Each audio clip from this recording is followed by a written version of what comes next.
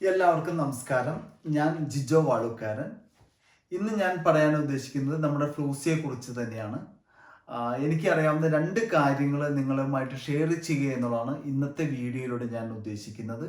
അതിക്ക് മുൻപായിട്ട് കഴിഞ്ഞ ഞാനൊരു വീഡിയോ ചെയ്തിട്ടുണ്ടായിരുന്നു. അതായത് ഈ ഫ്ലൂസിയെ കുറിച്ച് തന്നെ കുറേ അപേക്ഷകളൊക്കെ തള്ളിക്കളഞ്ഞു. ഇനിയും അപേക്ഷ സമർപ്പിക്കാനുള്ള അവസരമുണ്ടെന്നൊക്കെ പറഞ്ഞിട്ട് ഞാനൊരു വീഡിയോ ചെയ്തിട്ടുണ്ടായിരുന്നു.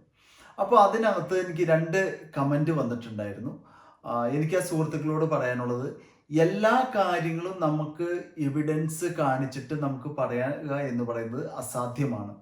എന്നിരുന്നാലും നിങ്ങൾക്കറിയാമോ എന്നറിയില്ല, ഞാൻ കഴിഞ്ഞ വീഡിയോയിൽ പറഞ്ഞതുപോലെ തന്നെ നമ്മൾ ഈ അപേക്ഷ കൊടുക്കേണ്ട ഡേറ്റ് കഴിഞ്ഞതിന് ശേഷം വീണ്ടും നമ്മുടെ പ്രൈം മിനിസ്റ്റർ പറഞ്ഞിട്ടുണ്ടായിരുന്നു, നിങ്ങൾക്ക് ഇനി ആർക്കെങ്കിലും അപേക്ഷ കൊടുക്കണമെന്ന് താല്പര്യമുണ്ടെങ്കിൽ ഇനിയും കൊടുക്കാനുള്ള അവസരമുണ്ട് എന്ന് പറഞ്ഞിട്ട് ന്യൂസ് ഉണ്ടായിരുന്നു.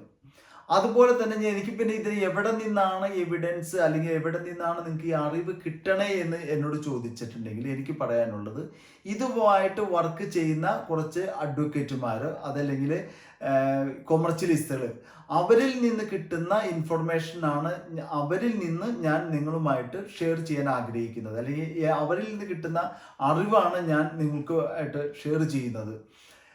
അല്ലാതെ എല്ലാ കാര്യങ്ങളും പേപ്പറിലൂടെ നമുക്ക് അറിയാം എന്ന് പറയുന്നത് അസാധ്യമാണ്. ഇനി ഇന്നത്തെ വീഡിയോയിൽ ഉദ്ദേശിക്കുന്ന 2 കാര്യങ്ങൾ എന്ന് വെച്ചാൽ, ഇപ്പോൾ പല ആളുകൾക്കും മെയിൽ വരുന്നുണ്ട്. അതായത് നമ്മൾ കൊടുത്തിരിക്കുന്ന അപേക്ഷയിൽ എന്തെങ്കിലും പേപ്പറുകൾ, എന്തെങ്കിലും ഡോക്യുമെന്റ്സുകളൊക്കെ കുറവുണ്ടെങ്കിൽ അത് വീണ്ടും അപ്ലോഡ് ചെയ്യണം അല്ലെങ്കിൽ അത് കറക്റ്റ് ചെയ്യണം എന്ന് പറഞ്ഞുകൊണ്ട് മെയിൽ വരുന്നുണ്ട്.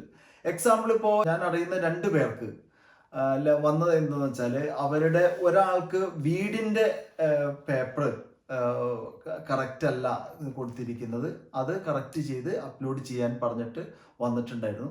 പിന്നെ ഒരാൾക്ക് വന്നത് ആനുവൽ ഇൻകം ഡിക്ലെയർ ചെയ്തിട്ടുള്ള സർട്ടിഫിക്കറ്റ്, അത് നിങ്ങൾ അപ്ലോഡ് ചെയ്തിട്ടില്ല, അത് അപ്ലോഡ് ചെയ്യണമെന്ന് പറഞ്ഞിട്ട് അദ്ദേഹത്തിന് ലെറ്റർ വന്നിട്ടുണ്ടായിരുന്നു. ലെറ്റർ മീൻസ് മെയിൽ വഴിയാണ് വരുന്നത്. മാത്രമല്ല 10 ദിവസത്തിനുള്ളിൽ നമ്മൾ അത് റിപ്ലൈ ചെയ്തില്ല എങ്കിൽ അത് നമ്മൾ കൊടുത്തിരിക്കുന്ന അപേക്ഷ ക്യാൻസലായി പോകും എന്നുകൂടി അവർ പറയുന്നുണ്ട്. അപ്പോൾ അതുകൊണ്ട് നമ്മൾ ആരെങ്കിലുമൊക്കെ അപേക്ഷിച്ചിട്ടുണ്ടെങ്കിൽ തീർച്ചയായിട്ടും നിങ്ങൾ ഇടയ്ക്കിടയ്ക്ക് നിങ്ങളുടെ പെക്ക് ചെക്ക് ചെയ്യുന്നത് എപ്പോഴും നന്നായിരിക്കും. മെയിലൊക്കെ ചെക്ക് ചെയ്ത് നോക്കുക. കാരണം അവർ ഫോൺ വഴി വിളിച്ചറിയിക്കുകയല്ല ചെയ്യുന്നത്, മെയിൽ വഴിയാണ് അറിയിക്കുന്നത്. അപ്പോൾ ഈ 2 കാര്യങ്ങളാണ് എനിക്ക് നിങ്ങളോട് പറയാനുള്ളത്. പിന്നെ അതുപോലെ തന്നെ റിസൾട്ട് വന്നോ എന്ന് പലരും ചോദിക്കുന്നുണ്ട്. എനിക്ക് അറിയാവുന്ന 1-2 വ്യക്തികൾ എന്നോട് പറഞ്ഞു, ഞങ്ങൾക്ക് പേപ്പർ കിട്ടി, ഞങ്ങൾക്ക് നുള്ളോസ്ത കിട്ടി. പക്ഷെ അതിനെ എത്രത്തോളം വിശ്വസിക്കാമെന്ന് എനിക്ക് തോന്നുന്നില്ല. അതുകൊണ്ടാണ് ഞാൻ ആധികാരികമായിട്ട് അതിനെക്കുറിച്ച് പറയാത്തത്. പക്ഷെ പൊതുവെ ആർക്കും കിട്ടിയതായിട്ട് തന്നെ ഉള്ളവർക്കൊന്നും കിട്ടിയതായിട്ട് എനിക്ക് യാതൊരു അറിവുമില്ല. അപ്പോൾ ഇത്രയും കാര്യങ്ങളാണ് ഇന്ന് ഈ വീഡിയോയിൽ ഞാൻ ഉദ്ദേശിക്കുന്നത്. ഇനി പുതിയ വിശേഷമായി വീണ്ടും വരുന്നവരെ ഏവർക്കും നന്ദി, നമസ്കാരം.